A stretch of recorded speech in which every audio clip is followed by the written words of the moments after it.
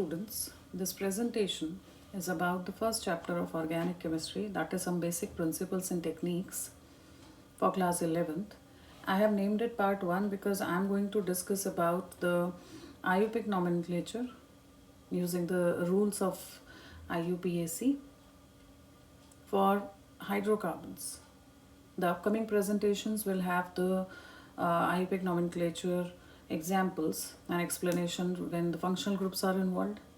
And later in the other presentation, I am going to explain the electron displacement effects. The chapter is very important because whatever we learn here, that is the basic organic chemistry, and we are going to apply it in the next chapter, which is hydrocarbons, and all the organic chemistry chapters of class 12th. So when we talk about the 3D representation of organic molecules, first of all, what are organic molecules? Organic compounds. Organic compounds are hydrocarbons and their derivatives. So the simplest hydrocarbon that we start with is CH4, methane. If you see the structure of methane, we generally draw it like this. But the proper structure is drawn like this. This is called wedge and dash representation. We are showing the carbon in the center and these two hydrogens, this one and this one, with simple lines. They are in the plane of the screen right now. This wedge is representing the bond which is coming out of the screen towards us, and this dash representation is representing the bond which is going behind the screen, because we know that the geometry is tetrahedral and all of them are at a fixed angle, tetrahedral angle from each other, so all the angles are equal. So I cannot represent it like this if I show the proper structure of this molecule. And this is the representation which we can make ourselves using ball and stick model or whatever things are available at home to understand. So this appears like a tripod stand. If you see all the three bonds, the base is like that. So if I show you, this is the carbon, hydrogen, hydrogen, hydrogen, and one hydrogen is at the back. And if you flip the molecule and you see the molecule, then you will notice that all of them are exactly at equal distance, equal angle from each other. So this is how we represent the molecule in 3D. Once that is done, the basic thing we understand, then we are going to the IUPAC nomenclature of organic compounds. So here a systematic method of naming the compounds was required, because we all know that in the beginning these common or trivial names, as you can see here. Citric acid, that name was given because it is found in citrus fruits, fruits which are sour in taste, and found in red ant, that particular one, formic acid. Since the Latin word for ant is formica, that's why they gave the name formic acid to that particular acid. But for global application, we need a systematic method of naming, and that was developed by International Union of Pure and Applied Chemistry, IUPAC. So IUPAC system of nomenclature we are going to understand. This is an example. The table I have taken from NCERT only. CH4 is methane. This is N-butane, straight chain 4 carbons, and then isobutane. So we need to first understand that how are these names given. These are common names. And for some compounds like benzene and aniline, the common names as well as IUPAC names, they are same. Phenol also for that matter. So we have to understand the basic idea, and then only we can apply that to complex compounds. So the homologous series, you must have done it in class 10th. That is having a particular formula, and all the members, they differ from the previous one by CH2. So if I take this example, alkanes, alkenes and alkynes I am showing you here. Alkanes like methane, the first one, A and E will be there in the end of the name, and depending upon how many carbons you have, if you have one carbon it's meth, two carbons eth, three carbons prop, four carbons but, like that, and then you attach ane to it, so it becomes methane, ethane, propane, butane. And the structural formula is generally represented like this. In the previous slide I told you that how to make the exact 3D structure. Okay, so the structural formula can be represented like this. Alkenes, as we know that alkanes have the general formula, this table which I just discussed, CnH2n plus 2. So start putting the values of n starting from 1 and you will get all the formulas. Same way alkenes have the formula CnH2n, and this formula goes for cyclic hydrocarbons also, like cyclopentane, cyclobutane, all that. So here we are talking about the acyclic ones. So if you have two carbons, there cannot be one carbon here because alkenes have a double bond, and for a double bond you should have at least two carbons. So it starts from two carbons, and if there are two carbons it will be eth with the suffix ene. So it becomes ethene, propene, butene, pentene, hexene, like that. Then alkyne. Here also CnH2n minus 2. You will notice that in alkanes it was CnH2n plus 2. Then in alkene CnH2n, and then alkyne CnH2n minus 2. Why? Because when I move from alkane to alkyne, the number of hydrogens are decreasing because double bond is coming in alkenes and triple bond is coming in alkynes.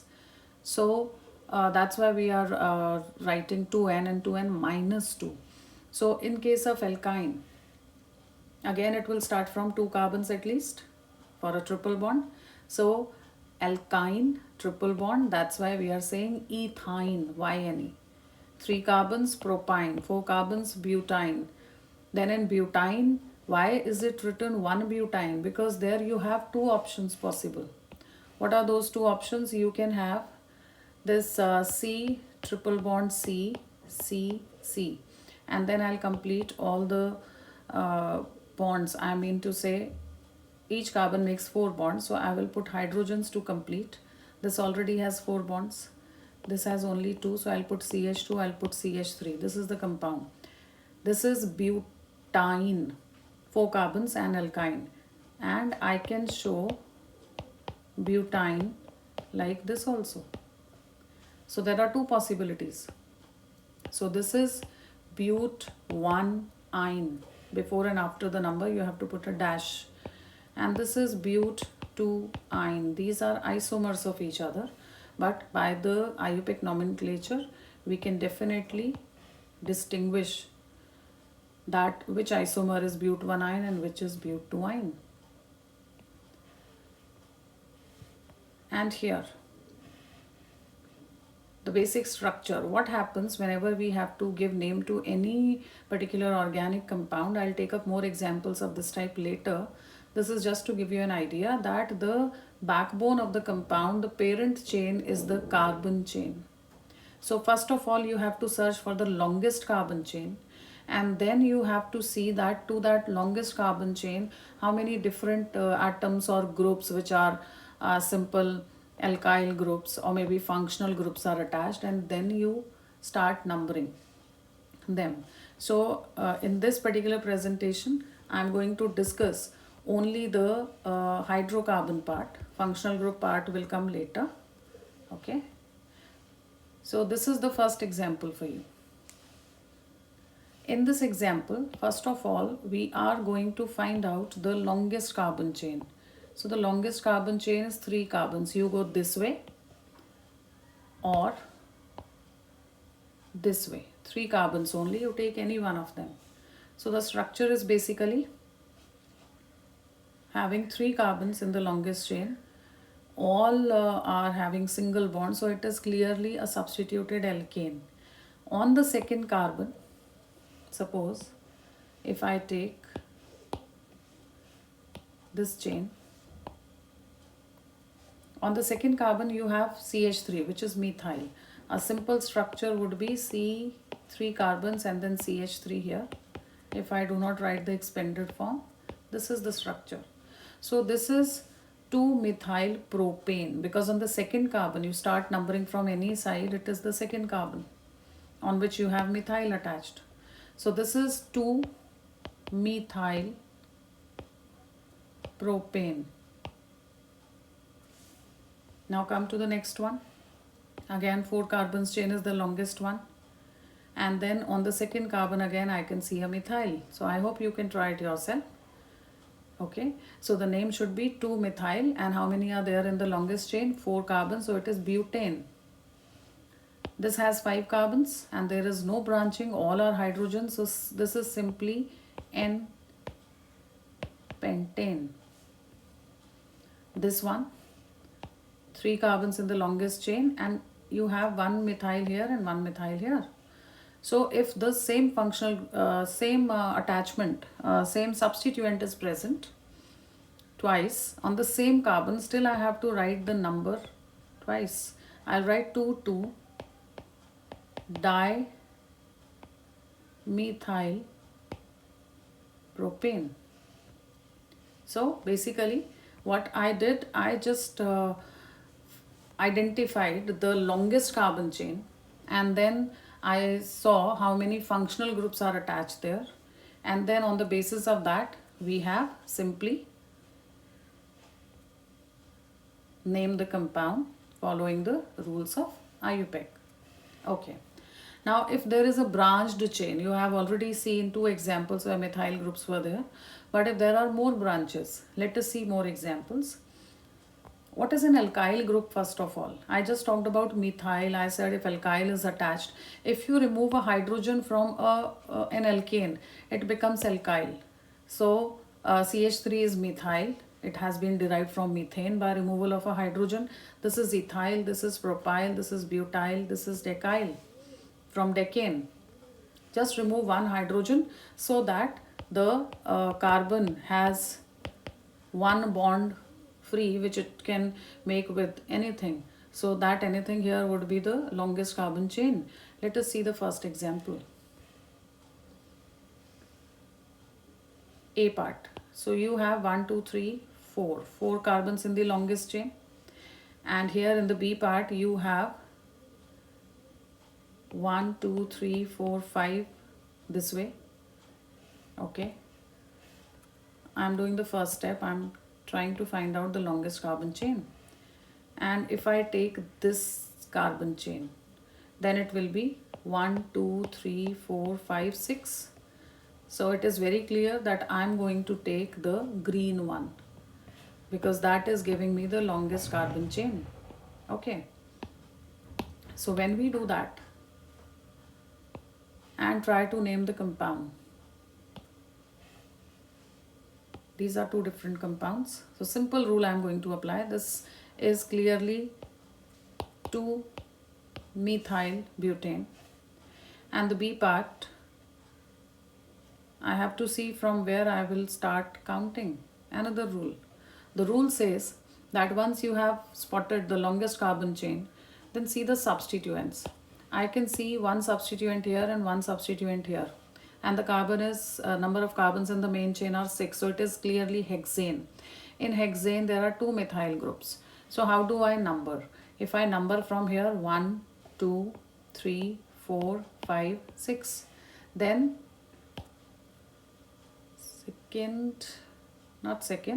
third and fifth carbon, they have methyl on them. If I start numbering from the other side, when I number like this 1, 2, 3, 4, 5, 6, one methyl is on the 5th carbon and one methyl is on the 3rd carbon. When I number it from this side, the red one, 1, 2, 3, 4, 5, 6, Now, earlier it was 3, 5 having methyl. Now it is 2. I'm going from this side. And 4. So the lowest locant rule, lowest sum rule also applies here. It says that start numbering from the side from where the carbons having substituent are getting the lowest possible number. So this is the combination, because 4 plus 2 is 6, even if I take sum. So 6, and here it will be 3 plus 5, 8. So I'll take 6 because the sum is lower. So I'm going to start numbering from the side, from where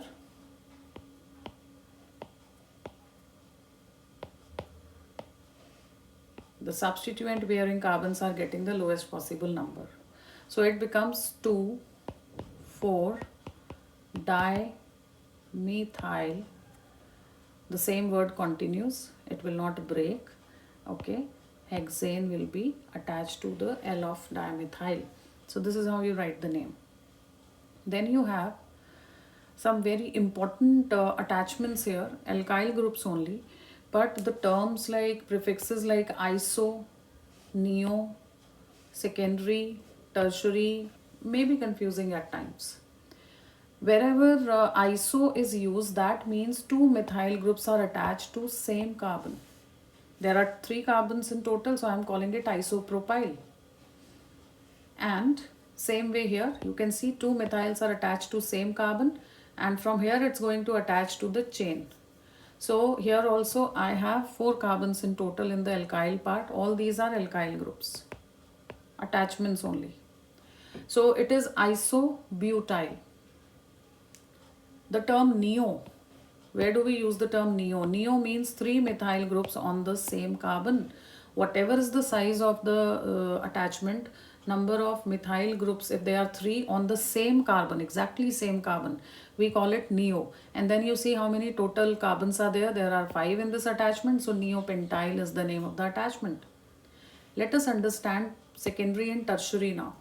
Secondary alkyl group is that you have to see the carbon which is attached to the chain. So यहाँ पे this is CH. Okay, so you have this chain to which this carbon is attached. Everywhere I will see the carbon which is to be attached to the main chain. Okay, so you have this carbon attached to 2 more carbons. So this is isopropyl because 2 methyls are there. This can also be called secondary propyl because this carbon is attached to 2 more carbons directly. Here also this carbon is attached to this carbon and this carbon directly, secondary butyl. What will you call this? This carbon is attached to just 1 more carbon directly. So this is primary group. It's not secondary or tertiary. Then you have this carbon attached to 3 carbons directly. I call it tertiary. This carbon is attached to just 1 carbon directly. So I cannot call it tertiary. When students, they look at this, they immediately say tertiary. The alkyl group is not tertiary because here the carbon which is to be attached to the main chain is attached to just 1 more carbon directly. So in spite of being neopentyl, this is primary only. Okay. Primary, secondary, tertiary, iso, neo. All these are used for the substituents only according to the IUPAC nomenclature. They are never used for the main compound. Now the rules for naming the branch chain alkanes, which I have already started, so that will be a good recap. First of all, the longest carbon chain is to be identified. Here you can see the longest carbon chain goes like this, 9 carbons. And then you spot the substituents. So you have this substituent and this substituent. One is ethyl and one is methyl. So how do we write the name of this compound? Another rule says go alphabetically. Longest carbon chain, then see from which side you are going to number them. If you come from left here, you are getting 2 and 6. So that is preferred. 2, 6. Right. So I am taking 2 and 6. Comma is important here. If both are methyl, I will write 2,6-dimethyl. Then I will make use of 2,6 with a comma. but I can see the substituents are different. This is methyl and this is ethyl. So I was talking about alphabetically arranging them in the IUPAC naming. So ethyl, E comes first, M comes later. So I will write 6 ethyl, then 2 methyl. I have written the substituents and it is 9 carbons chain. So alkane is nonane. Same way you can try for the next one. The longest carbon chain. Is it the longest carbon chain? It is the same compound which is there on the top. But the one which I have just caged, is it the longest carbon chain? No, it has 8 carbons. That's why I chose this. So this is how you decide. First of all, the longest carbon chain, then numbering as I told you. If you do numbering from this side, the substituent bearing carbons are getting number 4 and 8. If I come from this side, I am getting 2 and 6. So obviously I will choose this. Name I have already told you. Here the names of alkyl groups attached to a branch. If you have an alkyl group which is attached to a branch, I'll just change the layout slightly so that you can see everything clearly. Yes, better. Okay, so alkyl groups attached, they are prefixed to the name. This we have already done. I told you this name, 6-ethyl, 2-methyl nonane. Okay, so it should be clear by now that how do we write the name, and then there should be hyphens.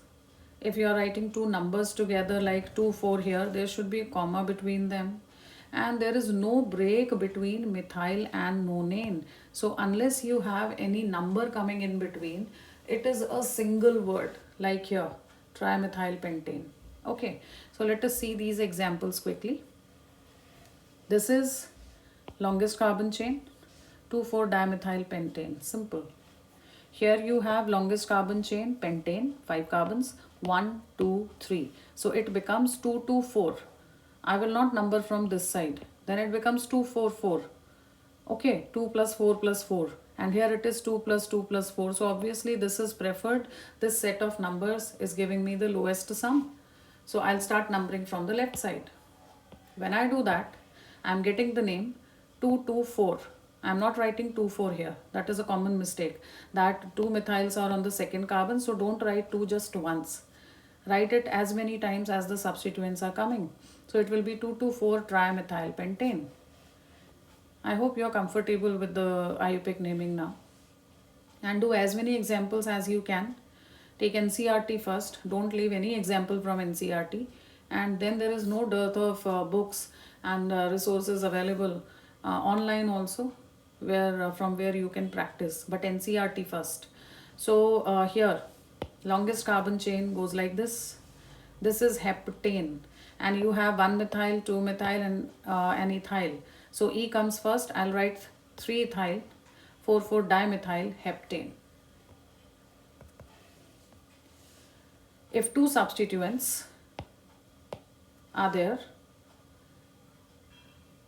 and if you notice here the numbering, if I number from here 1, 2, 3, 4, 5, 6, 7, 8. Interestingly, in this example, I am getting 3 and 6 from both the sides, whether I go from left to right or right to left. The 3 and 6 number is being given to the carbons which are having substituents on them, this and this. So in such case, I have to give lower number to the one which is coming alphabetically first. Okay, so here I will say that I'm coming from left to right purposely so that ethyl bearing carbon gets lower number 3. So the name is 3-ethyl 6-methyl octane. It is not 6-ethyl 3-methyl. Then you have the branched alkyl groups. Here would be the long carbon chain. It has to be very long because it is going to have this complex substituent. So I cannot put this to a small chain. Then the nature of the chain will change. I have to search for the longest carbon chain. So this particular example is being taken keeping in mind that you have a very, very long carbon chain, and this is a substituent on that. So I told you it will get attached to the chain from here, right? So you will start numbering from this carbon. This is 1, this is 2, this is 3, this is 4. In the printing, numbers have shifted a little, so don't get confused. I'll write it again. This is CH3, CH, CH2, CH, and this CH has a CH3 on it. This CH has a CH3. They are also shifted here. So it's better we take up this, what we are writing. Okay. It is going to be attached to the main chain from here. So give always number 1 to the carbon through which it is going to attach to the main chain. And then go in different directions to search for the longest carbon chain. So I get longest carbon chain including this carbon by going this way. On the first and third carbon you have methyl. So it's a substituent which comes in the category of complex substituents because it has substituents in itself. 2 more methyls are there. So the name becomes, you have to consider this as a mini compound and give the name. But remember to end the name with YL, alkyl, not alkane. So it becomes 1,3-dimethyl butyl. You will come across such examples in NCERT. And I told you the prefixes secondary and tertiary, iso, neo, they are not considered for the main compound's name. They can only be considered for the side chain, the substituents. If there is a multi-substituted compound, see, this way also you will get 10, 5, 6, 7, 8, 9. No, in this case we are getting 9 this way, and if we go like this, we are getting 10. So I am considering, as they have numbered it correctly, this is the main compound. And substituents. This is a big substituent. This is a substituent. This is a substituent. So when I name this one, it will be 1, 2, 3, 4.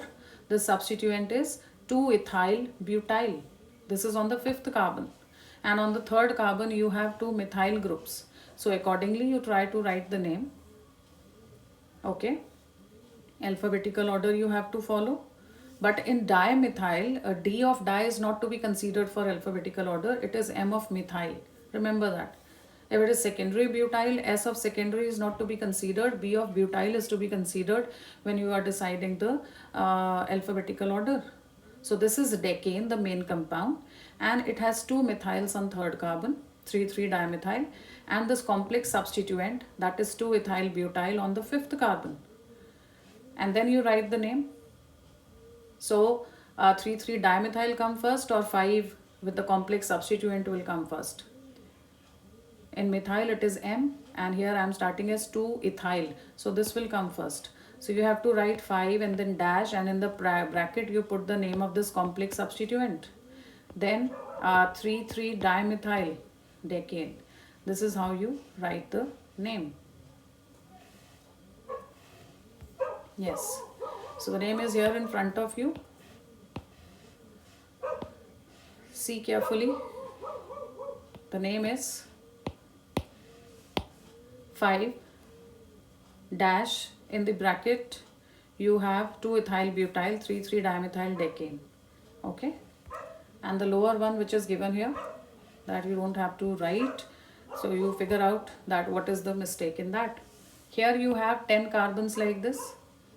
And this is a complex substituent. This is a complex substituent. So that can also be tried. This becomes 5 secondary butyl, 4 isopropyl decane. This is isopropyl.